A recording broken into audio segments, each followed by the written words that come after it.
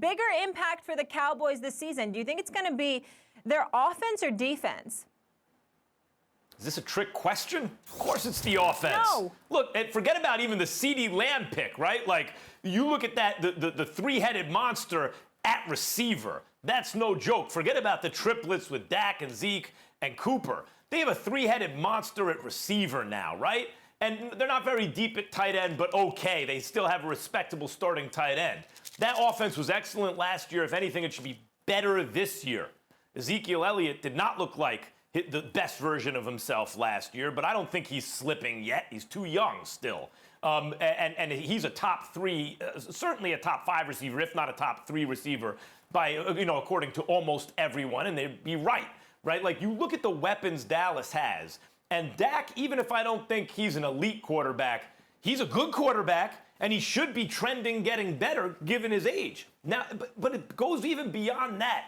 Dallas has been known for what in the last 4 or 5 years? The offensive line, because they invested a lot. First-round picks second-round picks in the offensive line, and they had an all-world offensive line, right? Like that. One of the reasons that Cowboys fans got optimistic in this era was it reminded them of the Cowboys' heyday when Emmitt Smith was running behind the all-universe offensive line. Oh, if Barry Sanders had that line, look what he'd do.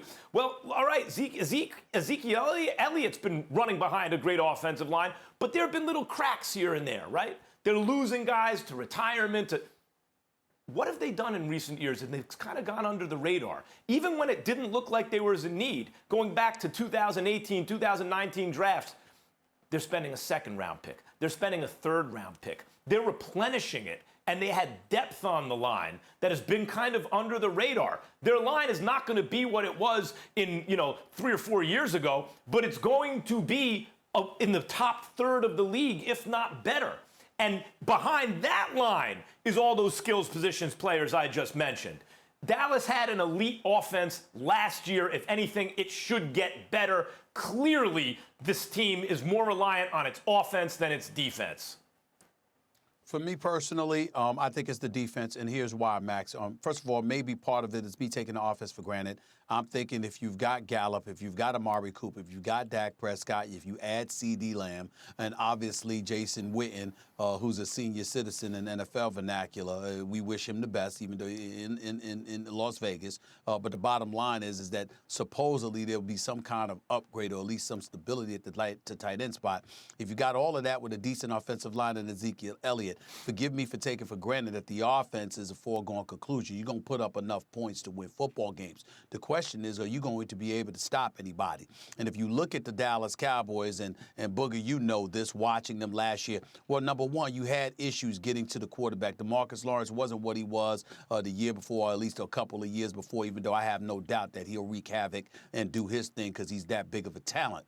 But then you've got Jalen Smith, who got his new dollars. I'm a fan of his, but it wasn't his greatest year last year, primarily due to some injuries. And Leighton Vander Esch, we know that he took a step back as well. That dynamic duo at the linebacker spot, which was once considered arguably the best in football in 2018, when you look at 2019, they had problems in the running game. Vander Esch had problems making open field tackles, the kind of tackles that he made in 2018, again, due to injury. That's probably a reason why, but he certainly wasn't nearly as effective in 2019. When you look at their secondary right now, even though it wasn't garbage, it certainly wasn't elite, which explains why the Dallas Cowboys had the 11th ranked defense, 11th against the rush, 10th against the pass. It was decent, but did it knock your socks off? No. Now, Rod Marinelli is no longer the defensive coordinator. You've got Mike Nolan in there, came over from New Orleans as a linebackers coach, has a great relationship with McCarthy and all of this other stuff. I think like his 92-year-old grandmother, whatever, lives in the area, so that's a nostalgia for you, and he's looking forward to being a part of the Dallas Cowboys. That ain't going to help you on the football field, but the belief is that he's going to be an upgrade, even though Rod Marinelli, one could argue, didn't do an awful job. But in the end, what it comes down to is that if you can't defend against the run and you're suspect against the pass, that means you're not going to get stops when you need to, which is going to put more pressure on the offense to produce. Sometimes they will, sometimes they won't, but in the end, I'd say that's the biggest question mark for the Dallas Cowboys, their defense, and that's why that's the target of my concern when it comes to them. You know, I think both of you guys make some really good points, but I think you're both wrong.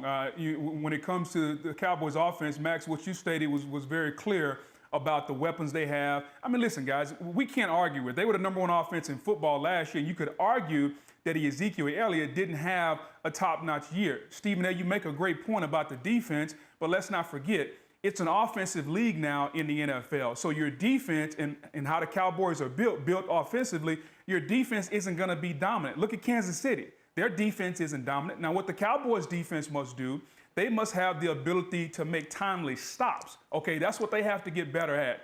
But here's the point. When you look at the Dallas Cowboys, you can make an argument they are a top 5 to 7 talent team in football, and they have been that way for the last several years. So what's been the issue?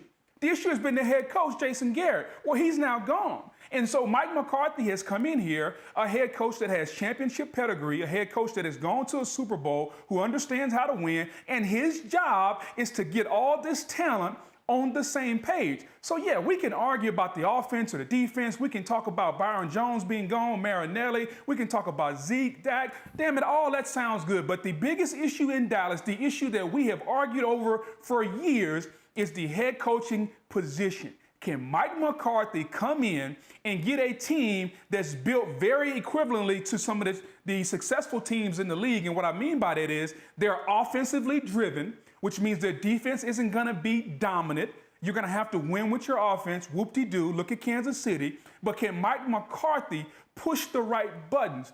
See, winning in this league is not necessarily all about making like subtle adjustments. It's how do you get your team to play their best at the most opportune times. And that's Mike McCarthy's challenge. So offense and defense, I think you're both wrong. I think this season for the Cowboys comes down to one person, and that's the head coach, Mike McCarthy.